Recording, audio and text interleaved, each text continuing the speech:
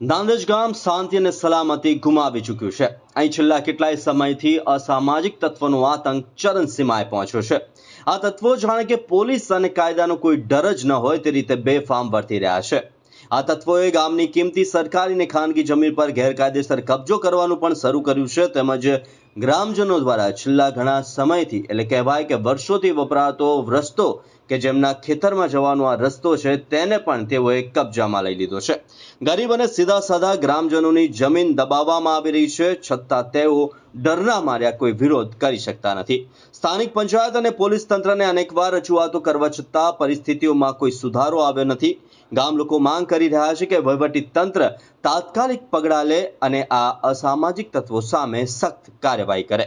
પ્રશ્ન એ છે કે જો કાયદાના રક્ષકો જ નિષ્ક્રિય રહેશે તો નાંદેજ ગામના નાગરિકોની સુરક્ષા કોણ કરશે? ગ્રામજનોની સલામતી અને ગામની શાંતિ પુનઃસ્થાપિત થાય તે માટે વહેલી તકે કાયદાનો દંડો ફટકારવો જરૂરી છે।